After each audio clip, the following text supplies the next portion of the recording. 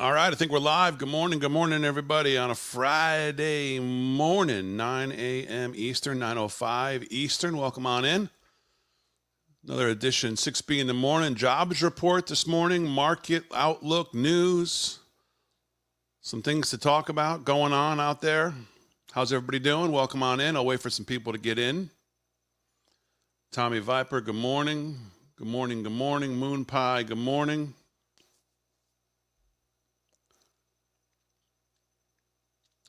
We'll wait for some people to get on in here.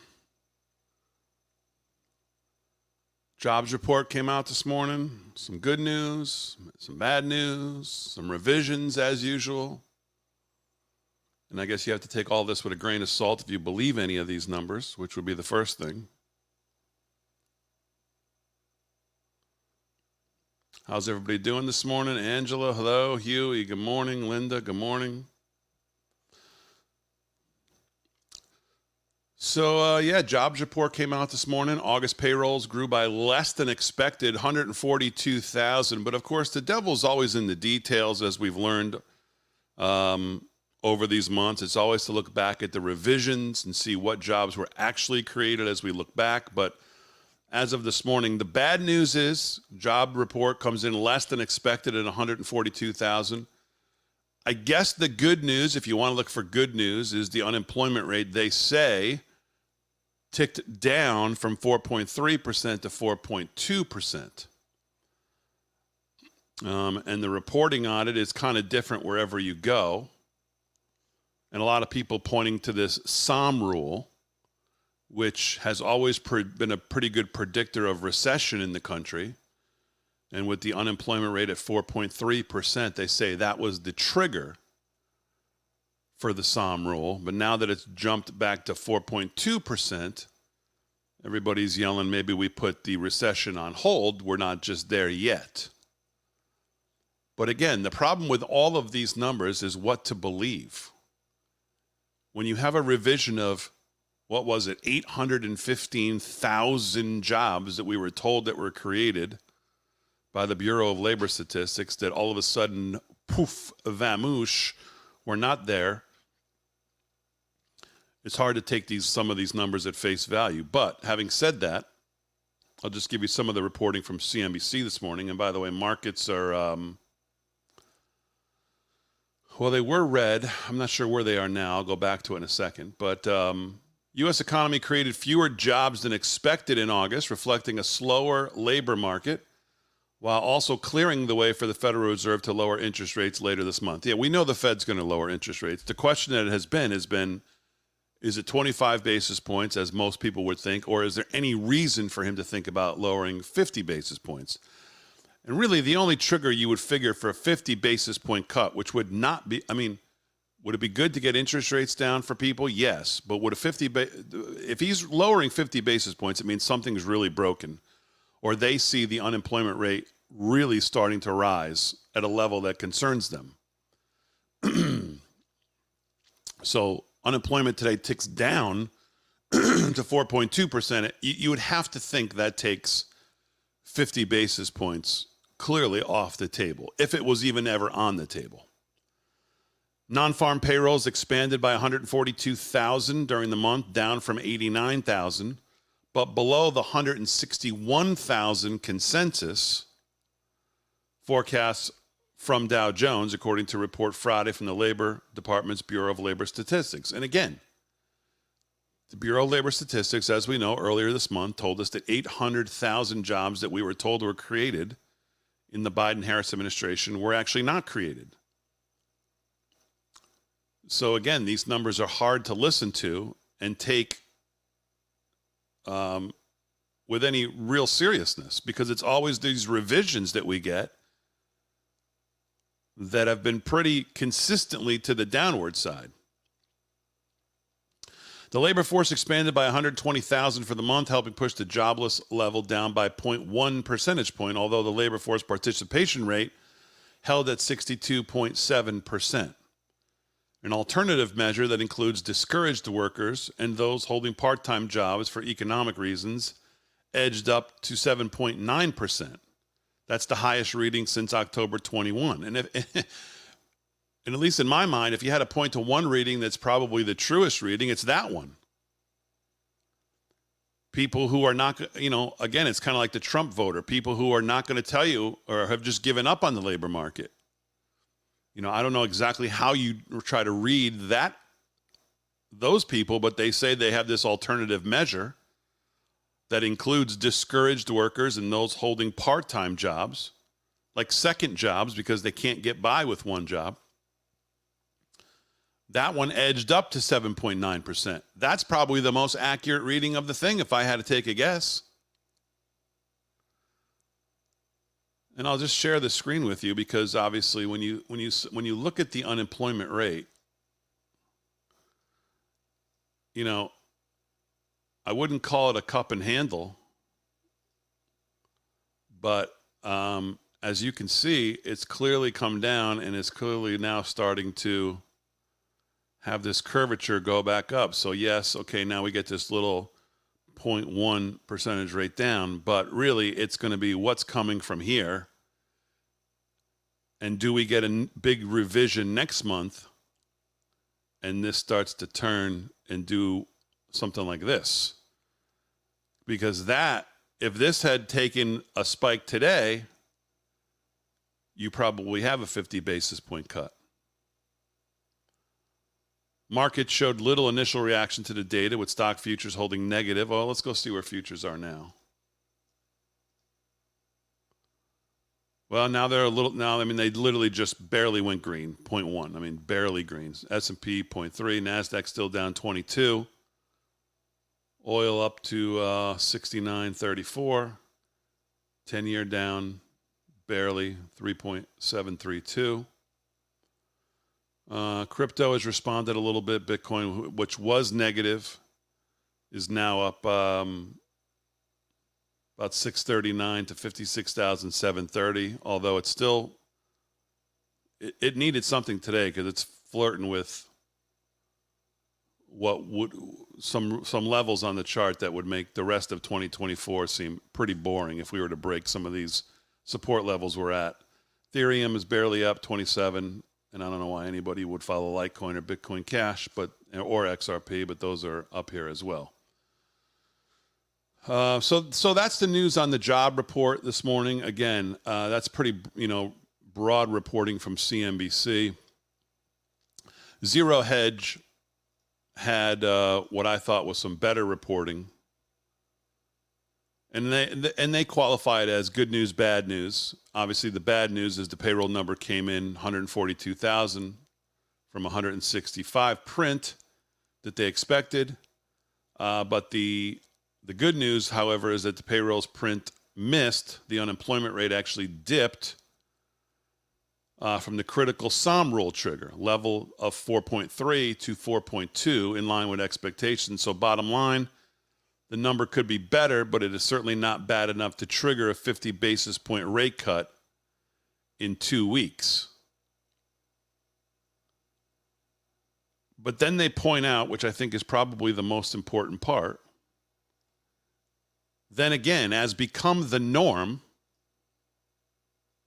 let me show you here.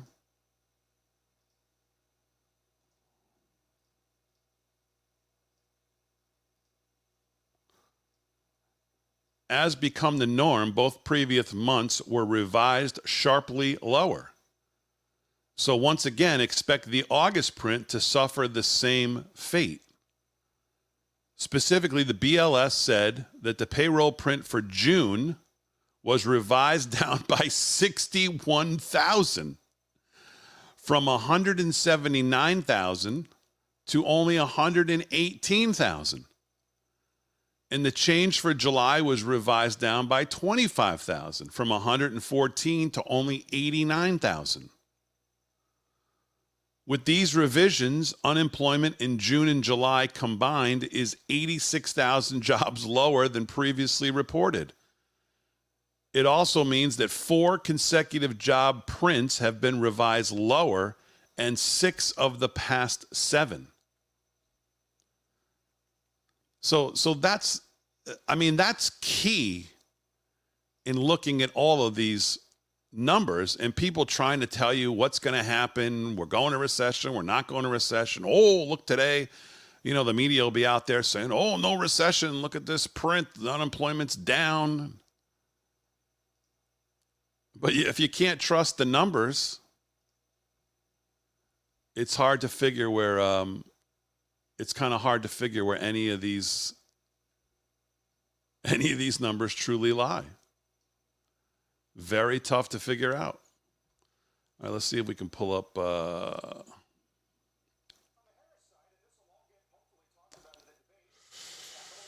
Why can't I share this?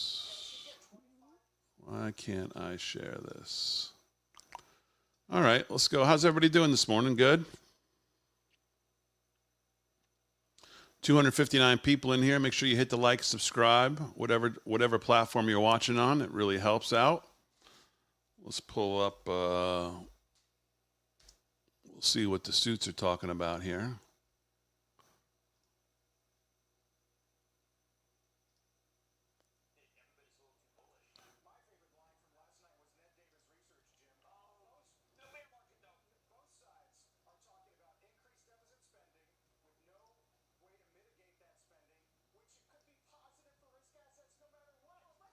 Larry Fink said when he sat right there, and this is BlackRock, the biggest aggregator of money.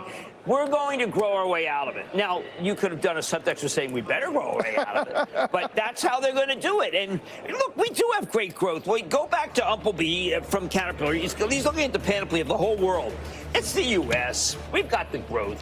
And it's not just from reshoring, it's not just from data centers, not just from minerals, not just from construction, but we will have a month like this, which gives us a window to why rates have to come down, even though, well, it helps both candidates. Right. Let's put it that way. No, there is a reason the U.S. is almost 2/3 of global market cap. Oh, my. And meanwhile, China's receding, but we still keep thinking we have such an inferiority complex toward China. It's really frightening. I mean, in China every day they probably said, boy, they're killing. I mean, I'm not exactly sure what Jim's saying when he says it helps both candidates. I mean, clearly here, a rate cut, an unemployment rate that's dropping certainly would help the incumbent at least make the case that things are not as bad as we all know they are. So I'm not exactly sure what Jim's talking about there. Here in Indiana, tons of jobs available. Everywhere it says hiring, nobody's applying. It's really weird. That is weird. And I'll tell you, here in New York, not that this is a gauge because he's only 17, but my son's been trying to get a job all summer. He's driven around to every local business possible around here and can't get a sniff at anything. Small businesses around here, pizza places, restaurants, food. I mean, I have friends that own restaurants that I've texted, and they say, "Well, I'm not looking right now. Got everybody staffed, and maybe when kids go back to school, I'll have an opening." Nothing. So that's kind of the opposite of what you're finding.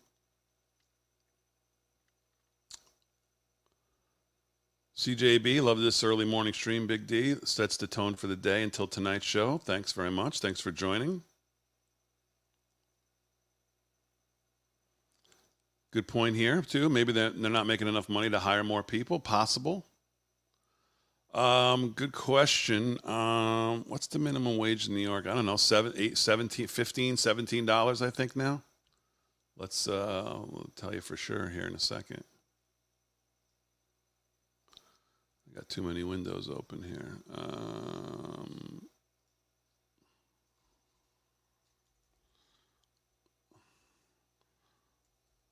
What's the minimum wage in New York? As of January 1st, 2024, the minimum wage is $16. Okay, I was right, 15 to 17. It's right in the middle. $16 per hour in New York, Long Island County, Westchester County, and $15 per hour in the rest of the state. This is an increase of about 6.7% in New York City and some suburbs, and about 5.6% in the rest of the state. So that's where it is here.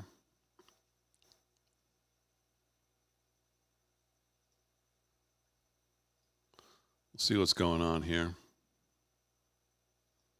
For December 4th, 2024 at 8:30 a.m. Currently that's set to take place in the Magistrate Court of Barrow County. It could be subject to change, but I just want you to know that that is the date that we currently have. In fact, counsel, could you approach, please? I This have is the father. Boy, there are some disturbing details out of this story today in the New York Post.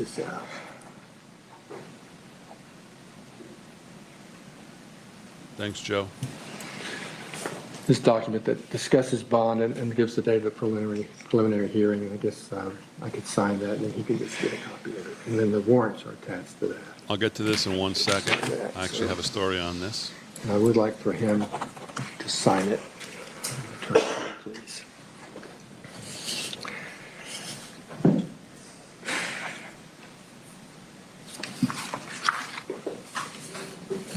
Sign right there, just so you're getting a copy of this. He is giving you a copy. He'll give you a copy of all the warrants. Do you want me to go ahead and give him his copy? Yes, please.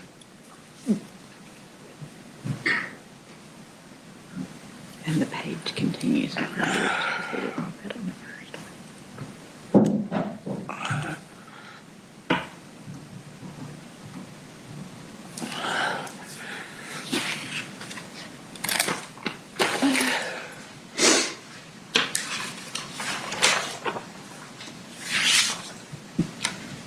And are these his copies of the warrants? Those are provided, and they say service copies on them, so I assume that they're for him. Okay.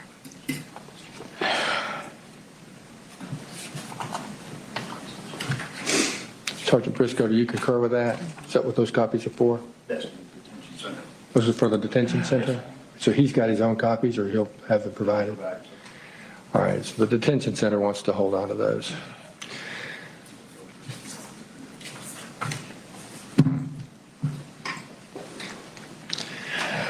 All right, let me, and thank you, Ms. Seagraves. I want to certainly acknowledge the presence of our district attorney, Mr. Brad Smith. He's assisted by his chief assistant, Patricia Brooks. Is there anything else, counsel, that the court needs to address that I have neglected to address? No, Your Honor. No, sir, not at this time. All right. I do want to thank those who are in the gallery who have an interest and who have appeared. I appreciate the decorum that has been maintained throughout this proceeding, or both of these proceedings today. And with that, this matter is adjourned. Well, that was something. Real human drama playing out for this 54-year-old man, and he's obviously shaken up clearly and probably had a very, very long night and is about to have a lot of long days ahead of him. I want to bring in Phil Holloway and Chris Swecker back with us as they join our coverage. Phil, it appears, as Dana and I were talking a moment ago, when you think about the Michigan case 5-6 months ago where the two parents were sentenced to jail for 15 years, I believe, for the work of their son at a local school, America's entered a new era. Yeah. It's incumbent on every person who owns a firearm, of course, to make sure that firearms are properly secured, that no one who doesn't need access to them can get access to them. It's really telling that law enforcement is absolutely cracking down on that. They're taking this piece of it. So how does everybody feel about this? I kind of know what he's saying. America's entering a new era. What? How do people feel about this? Now, and not specifically in this case, because this case has some really unbelievably disturbing. If you haven't had a chance to look at the New York Post this morning, let me show it to you.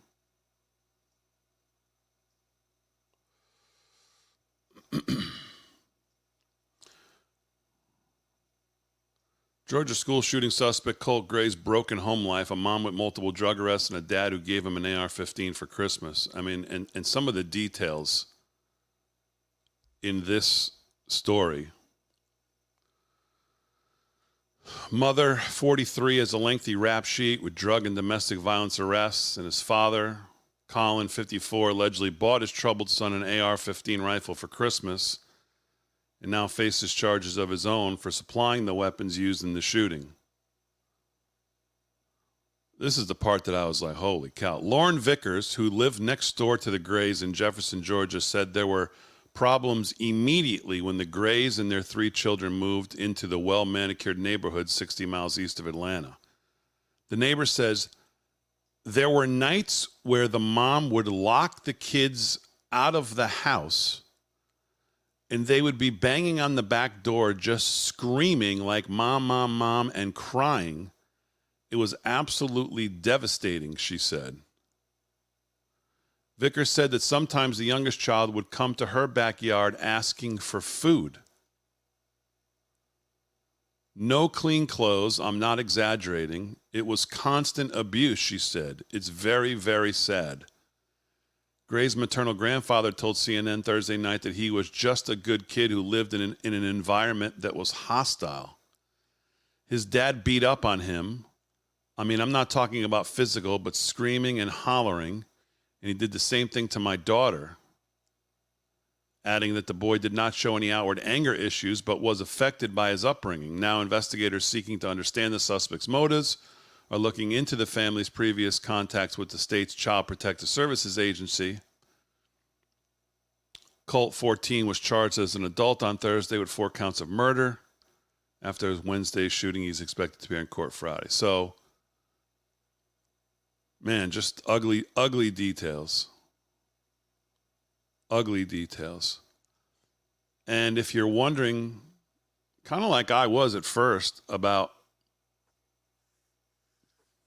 what exactly what the charge is for the father and how we got to this point, here is a little bit of the presser. We wanted to come back and update you on the progress of the case this evening. Appreciate you being here. In coordination with District Attorney Brad Smith, the GBI has arrested Colin Gray, age 54, in connection to the shooting here at Appalachia High School. Colin is Colt Gray's father that was arrested yesterday. He is charged with the following: 4 counts of involuntary manslaughter, 2 counts of second-degree murder, and 8 counts of cruelty to children. Mr. Gray, these charges stem from Mr. Gray knowingly allowing his son, Colt, to possess a weapon. This is a very difficult time, as we know, for students and parents, and so many, I know, of students and parents here in this county and around this state are afraid. You all have likely seen reports of incidents of other students making threats today at various schools around our state. In each of these incidents, police, law enforcement took charges, they made arrests, acted very swiftly, as we take incidents like this very seriously across this state.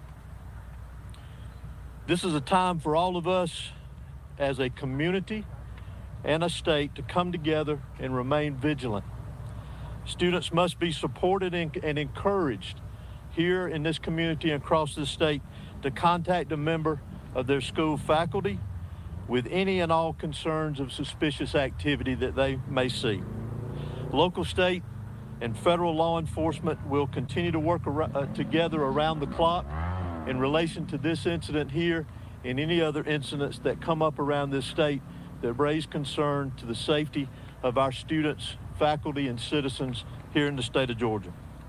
Additionally, Colt Gray, that was arrested yesterday for this incident, has now been charged with 4 counts of felony murder.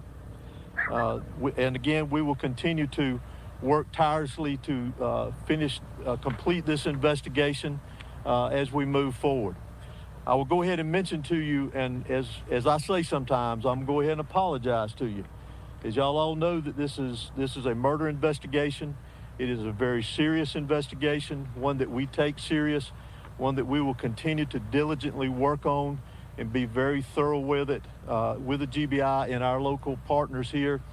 So you'll have to forgive us if we don't answer a lot of the questions that you ask. I know you have many, and we wish we could answer many of them for you, but we still obviously want to maintain the integrity of this investigation because it has a long way to go for it to be finished. Again, I also want to remind everyone that we need to continue to pray and support the victims that were involved here, the school teachers, the faculty, the students, obviously those that lost their lives, their families, and those that were injured.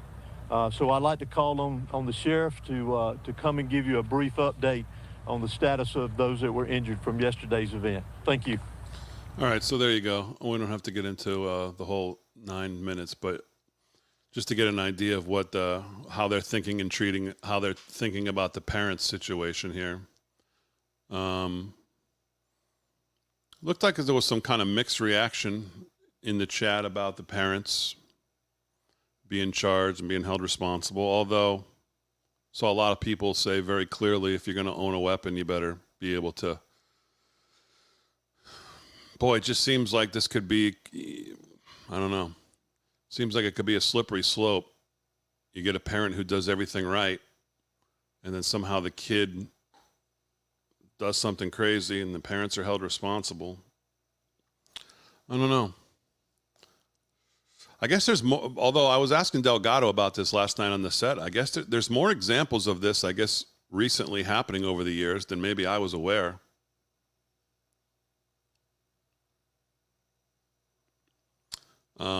All right, so that's that. Let's see. All right, so someone asked me, and I happened to see this.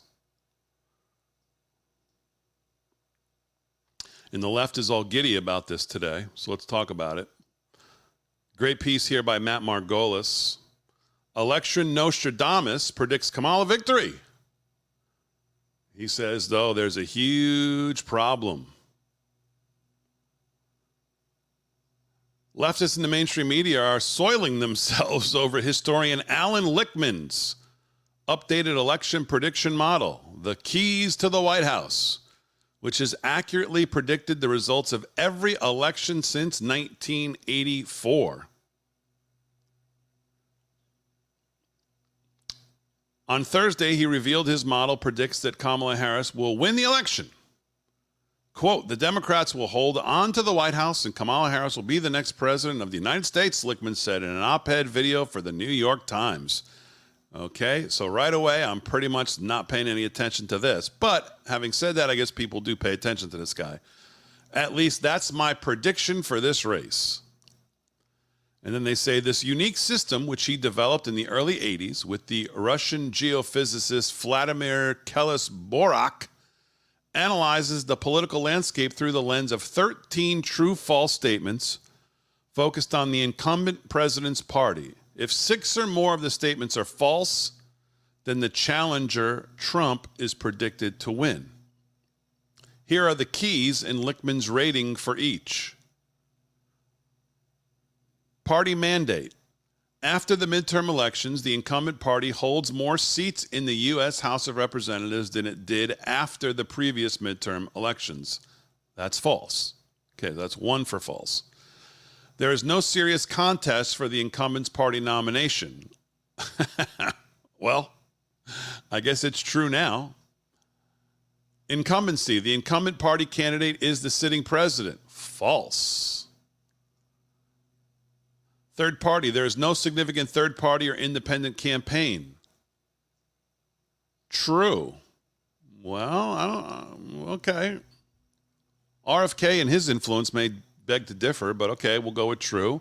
Short-term economy. The economy is not in recession. Oh, now remember what I told you this morning about the numbers and the SOM rule. The economy is not in recession during the election campaign. He says true. I say bullshit. I call BS on number 5 big time. And this feeds into what we were talking about with the numbers. And you wonder why, oh, it ticked down from 4.3 to 4.2. How is that? I wonder. Long-term economy. Real per capita economic growth during the term equals or exceeds mean growth during the previous 2 terms. He says true. Policy change. The incumbent administration affects major changes in national policy. True. Social unrest. There is no sustained social unrest during the term. True. I guess what his definition of social unrest is what? Like the National Guard in the streets? Because a lot of people would say there's a lot of social unrest in this country right now. Scandal. The incumbent administration is untainted by major scandal. True. Well, boy, I think a lot of these are... I don't know. I'm not looking at the chat. I'd like to see what you think, but incumbent charisma. The incumbent party candidate is charismatic or a national hero. False. Oh, thank God he got that one right. That one's pretty easy. Challenger charisma. The challenging party candidate is not charismatic or a national hero. True? No, I disagree. I think Trump is very charismatic. What are you talking about? He might be the most charismatic candidate we've ever seen. Foreign military, the incumbent administration suffers no major failure in foreign or military affairs. Well, what's the answer to that one? We know the answer to that is false. Foreign military success, the incumbent administration achieves a major success. Well, we know that one is false. I guess those two didn't factor in because he already has what he needs. So Margolis says, according to Lichtman, the final two keys to predicting the election outcome are uncertain due to the complexity of foreign policy. Despite the potential for these foreign policy keys to flip, Lichtman noted that even if both turn negative, which they are, there would still only be 5 negative keys in total, insufficient to predict a Trump victory. Earlier this year, Lichtman's model predicted that Joe Biden would win re-election too. We all know how that turned out. But even more damning for Lichtman is the fact that he predicted that the Trump-Biden debate would have no impact on the election. Debates are not predictive of outcomes. Hillary Clinton won all 3 debates, still lost. John Kerry won all the debates, still lost. Barack Obama got trounced 72-20 in the poll, worse than Biden, and he went on to win, he said back in June. That's why we rely on the 13 keys, which tap into the structure of how elections really work, he said, referring to his election prediction model. And they show that Democrats' really only chance to win, contrary to everything I've heard, is with Biden running. This is what he said back then. Well, as Matt Margolis says, how much do you want to trust his assessment of the keys now? Lichtman's model may be a solid prediction model, but the problem is that many of the keys are very subjective. Frankly, his assessment is garbage. For instance, he rates the economic conditions as favorable for Harris despite historic inflation and widespread perceptions that the economy is in a recession. There's a reason why Trump's approval ratings on the economy are significantly higher than Biden's and Kamala's. Similarly, Lichtman's rating on scandals overlooks significant controversies tied to Harris, such as Afghanistan withdrawal, border crisis. Lichtman's failure to give ratings for foreign military failures and success is quite ignorant as well. It's safe to say that the botched Afghanistan withdrawal and the ongoing Israeli-Hamas war are 2 key foreign military failures. I'd also say that the war in Ukraine is yet to be a success for the Biden-Harris administration. Switching keys 5, 9, 12, and 13 to false changes the model's prediction to a Trump victory. I don't care how accurate he's been in the past, his assessment of keys 5 and 9 are ridiculous. And his inability to make definitive assessments on 12 and 13 is also telling, and that's exactly right. I mean, that's not that. I mean, come on. That's not that hard. The incumbent administration suffers no major failures in foreign or military affairs. False. Easily false. What are you talking? You don't need any more information to know that that right now is false. The incumbent administration achieves a major success. They've achieved no major successes. They've lit the Middle East on fire. It's been a total disaster. The world is a dangerous place under Joe Biden and Kamala Harris. So that's false. The economy is not in recession. True is not true. It's false. Economy is in recession. And just because they're playing nonsense with the numbers. So whoever asked about that, this caught my attention. So there you go. I put less than this. I put 0.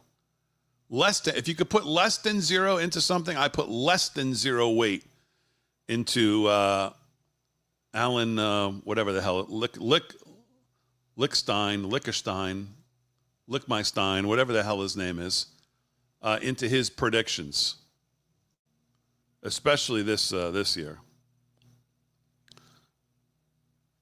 But the media, you know, again, it's all about red meat for the media. Oh, look at this guy. Look what he predicted. Look what he predicted. Oh, and look, see, this is why the numbers are important. We got to get those numbers out. And to have the kind of job growth that we've had, nearly 16 million created since President Biden and Vice President Harris came into office. And what we always wanted to see happen was a transition from the really rapid rate of job growth that we saw initially to a more steady and stable rate of growth. And these current numbers reflect that. At the same time, we continue to see strong labor force participation.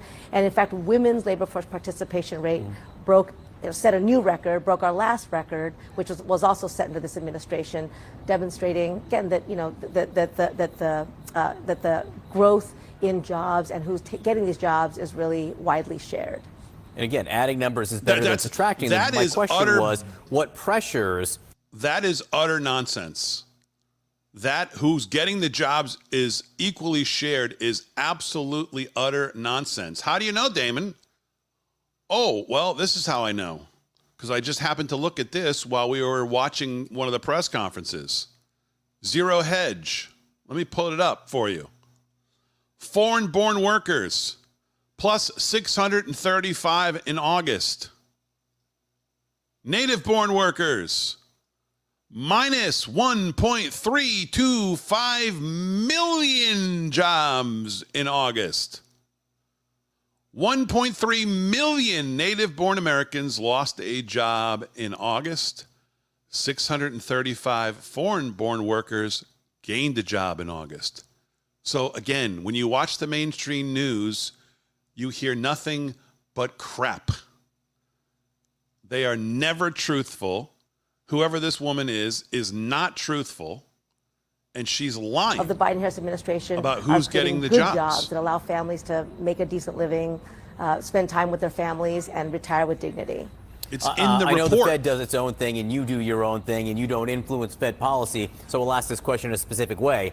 What would a Fed rate cut of 0.5, 50 basis points, what would it mean for the labor market and jobs? Yeah, you're right. We don't comment on that. We've certainly seen, again, a real commitment on our part continued to ensure that the jobs continue to grow. That's why this last month, the growth in construction was heartening lying for us. on TV about who's getting jobs. The president has said we want to, and there's what's his name, we want to fix Brennan roads or whatever the hell his name is, the host. We want to make sure that families have clean drinking water. We want to expand access to high-speed internet. It's out there. Those are all infrastructure All you got to do is find it and ask her. In the last administration, Infrastructure Week became a punchline. This is part of an infrastructure decade. So we'll continue to do the work that we are doing to ensure that the jobs that are being created are not just good jobs, but also available to all communities, rural communities, as well as urban communities, big cities, as well as small. And so that's the focus that we have. And we know we have more work to do. We're saying that this is a good, steady state, but we need to remain vigilant. Acting Labor Secretary Julie Su, thanks so much for being with us. Appreciate it. Yes, Sarah? Thank you so much for coming on and lying for us about who's getting the jobs and how many jobs there are. Thank you very much. Thank you for lying. Nothing going on over there. Let's see what old Jim's talking about. Come on, Jim, tell us about the market. That's your Bitcoin, Nico. At the same time, coin does get upgraded over at Barclays. Yeah, look, Bitcoin is now red for the day. It was up 600 points. It's given it all back. I was too bullish on Coinbase when it started, but they've hung in. Not good. And if you want, it's like Bitcoin flirting with levels of people want to do ancillary Bitcoin. If you want Bitcoin, for a boring go buy rest Bitcoin, of the year. I am indifferent. I want some gold. I want some Bitcoin. I want some hedge against what both candidates are saying about spending.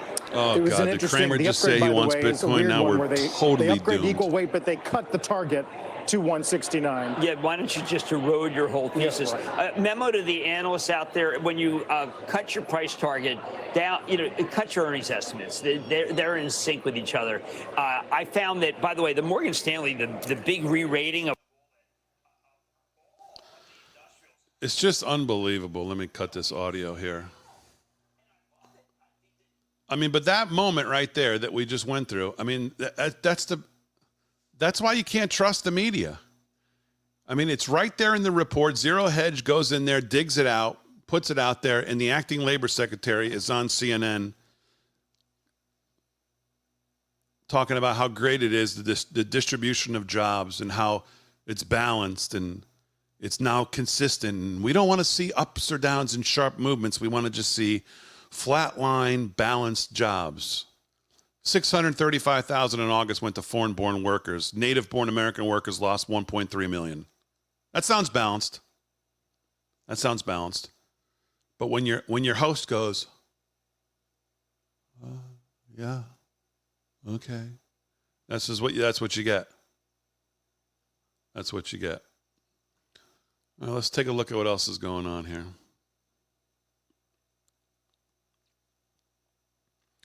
Here's another one. Zero Hedge. Full-time workers, minus 438. Part-time workers, plus 527. This is a trend we've seen for a very long time. All these job gains are not job gains. They're second jobs. People who have to take a second job to get by. Full-time workers are losing jobs. Americans are losing jobs.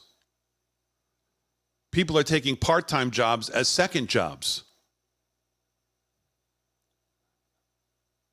That's why this unemployment tick down is just, you have to raise the red flag and think, what's going on here?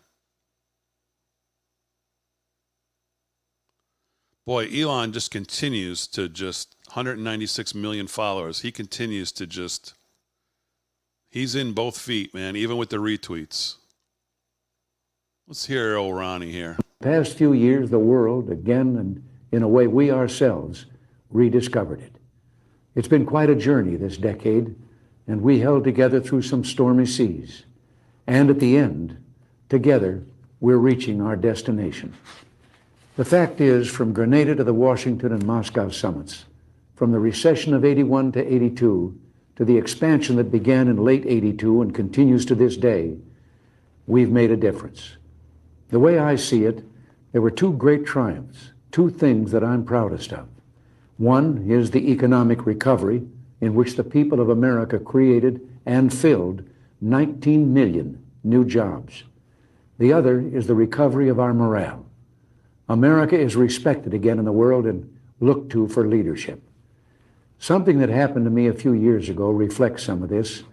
It was back in 1981, and I was attending my first big economic summit, which was held that year in Canada. The meeting place rotates among the member countries. The opening meeting was a formal dinner for the heads of government of the 7 industrialized nations. Well, I sat there like the new kid in school and listened. And it was all Francois this and Helmut that. They dropped titles and spoke to one another on a first-name basis. Well, at one point, I sort of leaned in and said, "My name's Ron." But in that same year, we began the actions we felt would ignite an economic comeback. Cut taxes and regulation, started to cut spending, and soon the recovery began. 2 years later, another economic summit with pretty much the same cast. At the big opening meeting, we all got together, and all of a sudden, and just for a moment, I saw that everyone was just sitting there looking at me. And then one of them broke the silence. "Tell us about the American miracle," he said. Well, back in 1980, when I was running for president, it was all so different. Some pundits said our programs would result in catastrophe. Our views on foreign affairs would cause war. Our plans for the economy would cause inflation to soar and bring about economic collapse. I even remember one highly respected economist saying back in 1982 that the engines of economic growth have shut down here, and they're likely to stay that way for years to come. Well, he and the other opinion leaders were wrong. The fact is, what they called radical was really right. What they called dangerous was just desperately needed. And in all of that time, I won a nickname, the Great Communicator.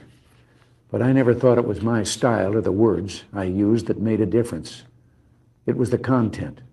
I wasn't a great communicator, but I communicated great things, and they didn't spring full bloom from my brow. They came from the heart of a great nation, from our experience, our wisdom, and our belief in the principles that have guided us for 2 centuries. Mm.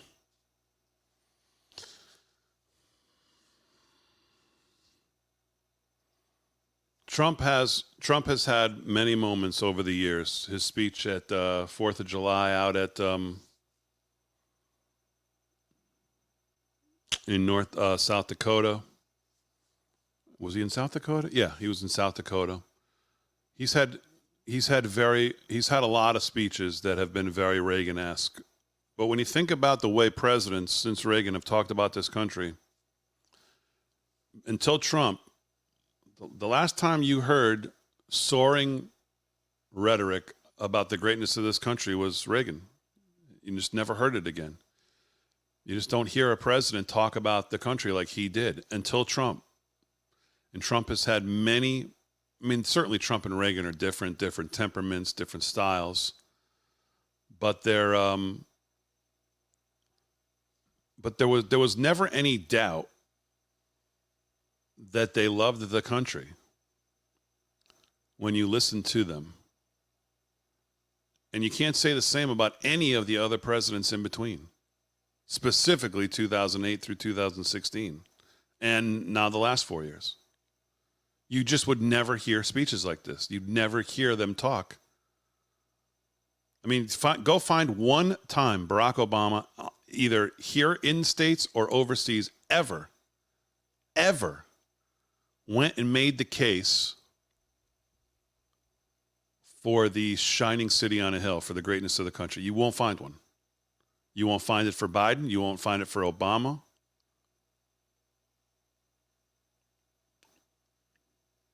So it's interesting to go back and listen to things like that.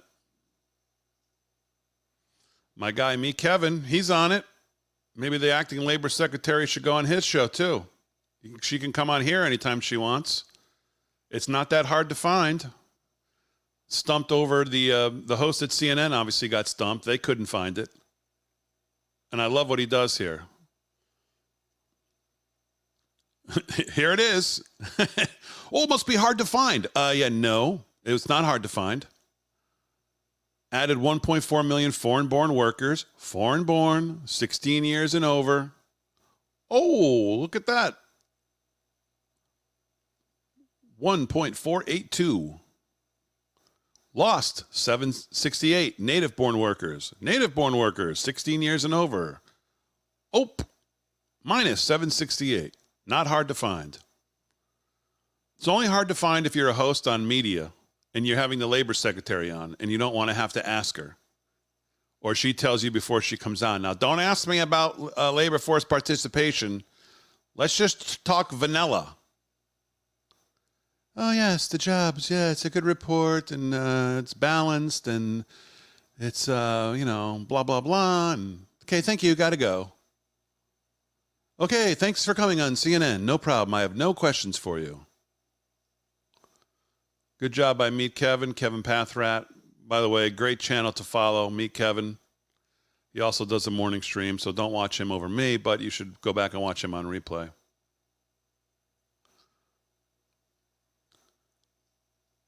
I haven't watched this, but this is, I believe, Bongino talking about this whole Tenet Media. You guys been following this story on Tenet Media? I had no idea who they were. I guess I probably should have, but I guess I knew more of the individuals who Tenet Media was working with by name than I did the actual parent company. Obviously, I know Benny Johnson and Tim Pool, and Laura Southern, or whoever the hell, whatever. Been following this story about this Russian money that the owner, this Lauren Chen, and her husband, I guess supposedly were taking, and I guess the influencers, or whatever you want to call them, didn't know that they were taking. So I think Bongino here is saying all of us right on the right, conservative talking heads, need to be careful. Let's hear what he had to say here. But I'd be remiss as a former federal agent to not warn people that given these accusations, are other people, I'm not accusing anyone specifically, I want to be clear, are people working with the feds right now to try to ensnare other conservative influencers into this alleged operation? I'm just going to say this. Be very careful who you're emailing, and be very careful who you're talking to, and be very careful that you're not talking to someone working with the feds on the other end of the line. Yeah, I mean, I get what Dan's saying, obviously, but I don't know if you have your own show. I mean, I'll just take my own for example. I started this show. I own the show. Started the show. My company. If someone came to me and said, "Hey, we got $10 million for you," okay, what are the details? Well, you have to do all. I mean, I don't know. I don't think I'm that much smarter than anybody else, but I think I'd be asking, well, where's the money coming from? Especially if it seemed like it was out of the ordinary, extraordinary amounts of all of a sudden, like, hey, we've got this, we want. I mean, I feel like if you're on top of what you do, you really shouldn't have to worry about getting ensnared into some kind of op that they're trying to catch you doing something that you're taking money from the Russians to put forth content that pushes policy positions or whatever they were trying to do. It doesn't seem like that would be hard to sniff out unless your only motivation is, okay, write me the check and I'll do whatever you want and I don't care where. I mean, and knowing some of these people, barely, it doesn't seem like that would be the motivation. Although I guess when you're talking about that kind of money, I guess people get motivated in different ways. But people reporting that the DOJ indicted, they didn't indict Benny Johnson or Tim Pool or Lauren Southern or Dave Rubin. They indicted, I believe, these owners of Tenet Media. So I think we need to be careful before just lumping in all of the influencers and the talking heads before, they've all pretty much denied that they even knew that this was going on. And I think you have to take them at their word until, something else comes out. All right, so I didn't see this. I had the Ravens last night, lost. Can someone tell what happens at the end of the game here? Just missed. Boy. Oh, this is the play they missed. And then I don't understand what happened. Then they scored, or they thought they scored, and it didn't count. Or I didn't see the end of the game, but I see that they lost by 7. It looked like they thought they tied it at the end of the game, but I didn't see what happened.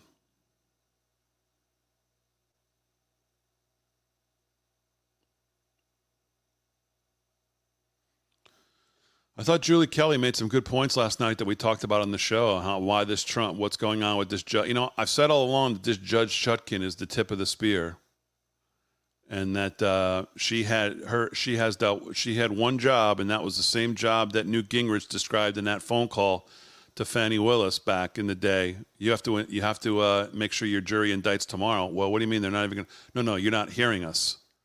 This is your only job. Get to it. And I feel the same way on this judge. She doesn't care what the Supreme Court said. She doesn't care what they issued. She doesn't care about the ruling.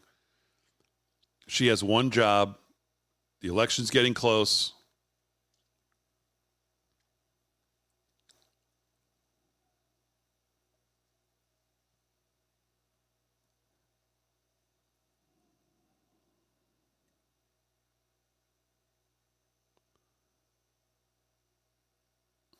JD Vance, school shootings are just a fact of life. Okay, so let's see how they edited. Let's see how they edited this. Now, look, the Kamala Harris answer to this is to take law-abiding American citizens' guns away from them. That is what Kamala Harris wants to do. She says, look, I don't like this. I don't like to admit this. I don't like that this is a fact of life. But if you are a psycho and you want to make headlines, you realize that our schools are soft targets. and we have got to bolster security at our schools. Yeah, so you see what they do? He didn't say, hey, folks, listen, shootings are a fact of life. Get over it. That's what they would make you think that he said when you read this, if you don't watch the actual clip. And it's not what he said. They're just so disgusting. They're just so disgusting. Steph Curry says he's endorsing Kamala Harris for abortions. What? Obviously, endorsing Kamala is important for me, for my family. Why? What are the issues you care about most? Say what? What are the issues you care about? I just know from especially women's rights and thinking about, what's at stake with this. that wasn't too program. Women's rights? No, Steph, what economic positions? Why don't you ask that? What economic positions? What foreign policy positions? Like, what do you think about how she's going to deal with taxing unrealized gains? Let's get into the specifics, Steph. Let's not just heave up half-court three-pointers. Let's get into the specifics. Oh, well, he was thrown off by the fact that she even said that she even asked a barely follow-up of what position. Oh, it's important to me. Let's watch that again. Endorsing Kamala is important for me, for my family. Why? What are the issues you care about most? Say what? When she says why, his face is like, uh-oh, I may actually have to say what? Why? What are the issues you care about most? Say what? What are the issues you care about? I just know from especially. Well, I don't know any issues because I make $100 million every game, so I don't have to worry about anything. But women's rights, abortion, women's rights, abortion, women's rights. That's all it can scream. Women's rights and thinking about what's at stake with this election. What is at stake, Steph? Please lay it out for us the way you see it. We really want to know the greatest shooter in basketball history, which you are, how you see what's at stake in this election, please, because we know you're affected by all these policies. And understanding, we need to be in a position where women have the right to choose what's right for them. Women, all right, women's right to choose, abortion, women's right to choose, abortion, women's rights, productive uteruses, come on. That's at the top of the list for me. I have amazing women in my life who've been a huge inspiration to me. But knowing Kamala and having been around her, and I understand she's qualified for this job. She's, I think, representing. Again, this is where you have nothing but disgust for the host, because they just let this nonsense go, and it's just crazy. That is crazy. That answer. What a bunch of nonsense gibberish. Absolute gibberish.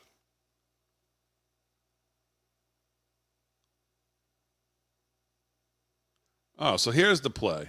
Make magic happen, throw it in zone. Likely to So how is that not? So wait, how is that not a touchdown? 4 seconds to go. He scrambles, throws it.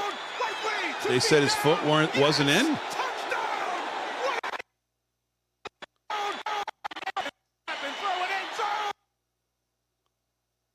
That was ruled out? How is that ruled out? Wow. I'm assuming they said his foot. Yeah, touchdown. No, it wasn't. Wow. Well, speaking of that story, Benny Johnson, the FBI has notified me that I am the victim of a crime. Merrick Garland said the same in his press conference. I am the only person who had ever had editorial control of my program, period. My attorneys are engaged. We are being smart. Stay tuned. Okay. Again, I think you take these guys at their word that they didn't know what the hell was going on. I mean, again, I don't know,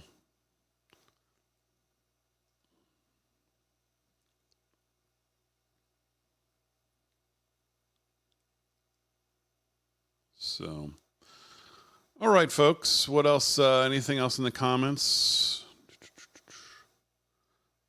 I did have one other story that caught my attention. Maybe we'll do it on the show tonight. But just another example of what goes on in these red states sometimes just makes you shake your head. Just makes you shake your head. The gist of this is that Oklahoma the legislature addressed illegal immigration in a serious way and it passed House Bill 4156 earlier this year. If it was enacted, the law would have made Oklahoma the first state in the nation to criminalize residency without legal admission to the country. The crime of impermissible occupation would be a misdemeanor for first-time offenders, punishable by up to a year in jail and a $500 fine.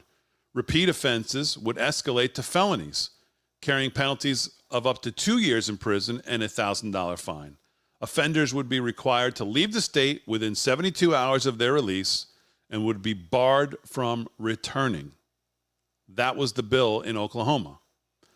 Just before the law was set to take effect on July 1st, a federal district judge, Bernard Jones, who was a Trump appointee, that's disappointing, placed a temporary injunction on the law as it moves to the 10th U.S. Circuit Court of Appeals.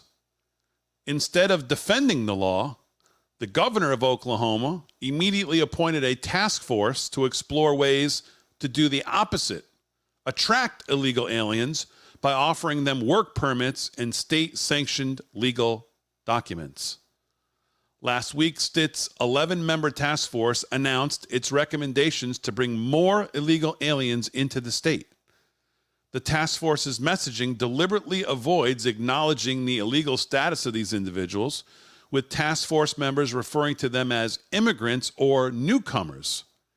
Tricia Everest, the Secretary of Public Safety and Task Force Chairwoman, said the majority of people who are non-citizens are really actually highly educated. Oh, okay.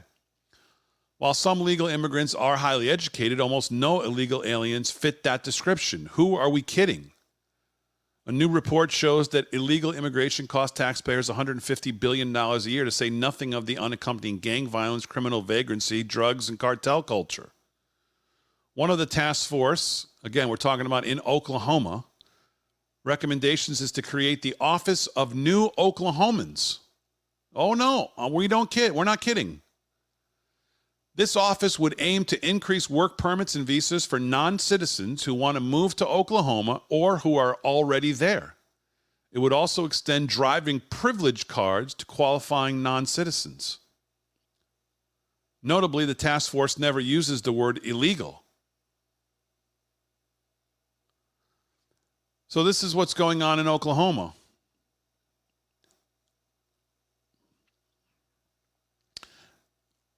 And again, you know, if Republicans can't make red states as red as blue states can make them blue, I don't know. And these are the things that just make you shake your head. Like, talk about a 180 from where what that bill was set to do. And then a Trump judge jumps in as it works its way to the appeal court, and then the governor has a total change of heart, seemingly. So, all right, let's go one more check of what's going on here. Let's see. Bring them down quickly. The psychological negative of doing that probably overwhelms any positive from actually a lower cost of borrowing money.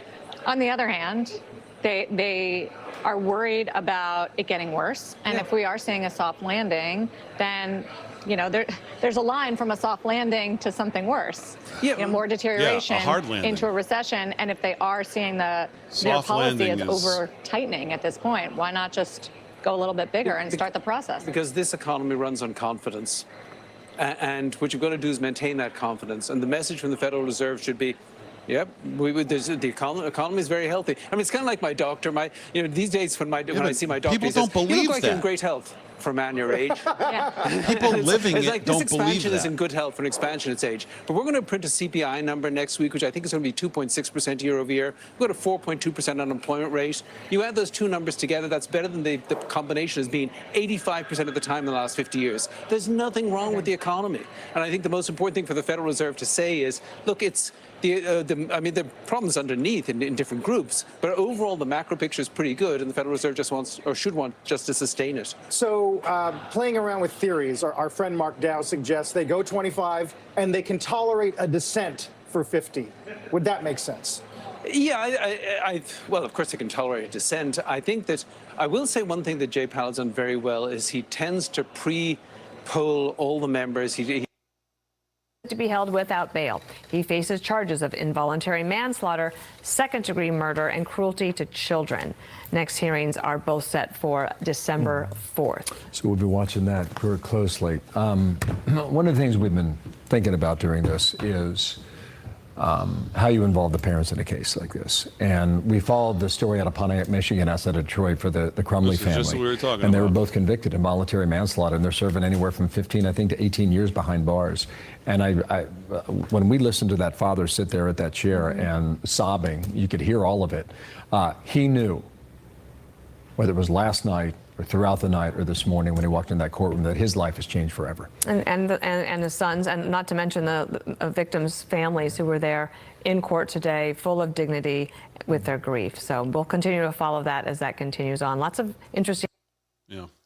All right. There you go. There's a little set on your day, a little set on what I'm looking at, little news. Markets are giving away their, well, at least, let me just take one last check here. The markets, yeah, Dow's still slightly green, only up 32. S&P's now down in the red, down 20. NASDAQ's down almost 1%, down 153. So I think they're focusing on more of the jobs miss and what a rate cut, why we're cutting rates, and whether the underlying economy is as healthy as everybody wants you to believe. I say no, but there you go. So Angela, thanks for watching. Appreciate that. Appreciate all of you watching. Please, whatever you're watching, if you can hit the thumbs up, it really does help. And if you're not subscribed, make sure you subscribe to the channel, and then we will see you tonight. Oh, I am so excited for the odds makers tonight. I love this idea. I know some of you, well, maybe some of you actually are picked. I haven't gone through with Aaron who exactly are all the 18 people, but I know there's got to be maybe some of you who are. We start tonight with Aaron's dad. Aaron's dad's going to be our first guest tonight. That's going to be exciting. I cannot wait for the audience to get involved. Number one, with the show, but specifically with this. We're going to have some fun with it. So that'll be first episode tonight, 9:30. Odds makers at 9:30 tonight with everybody. Slick and Aaron, they won last night with Kansas City, although it looks like they got lucky. But are we doing sports betting? Yeah, of course. What do you mean? Absolutely. Absolutely. Tonight, 9:30, we'll make our picks. Audience will be involved. Tonight, our first guest is Aaron's dad, and then we go from there. Farmer Brook, I think Farmer Brook's going to be part of it. Yes, there you go. Just as I said, there you go. I got picked. Week 7. There you go. Week 7. Very good. And we'll see over the long term if the audience is better than Slick or Aaron. Who wins? We'll keep an audience. We'll keep the individual weekly records, and then we'll keep an overall audience number as you all work as a team, and we'll see. So, all right, folks, thanks for joining me again. 732 of you in here right now. I appreciate that a lot. We'll continue to do it every morning. Look at the news together, see what's going on in the markets, talk about what I'm looking at for the day. And then, of course, we'll see you tonight, 8 p.m., live from Studio 6B with the boys. And then at 9:30, we'll do an odds makers. Working on a new odds maker shirt that hopefully is going to be out by tonight as well. Make sure you visit livefromstudio6b.com. Try to support all the people we support, My Pillow and all. We appreciate that. And we will see you tonight, 8 p.m., Real America's Voice, live from Studio 6B. Thanks for joining me this morning. I'll see you tonight, and then I'll see you, no, not over the weekend, but I'll see you Monday morning back here. Thanks, everybody.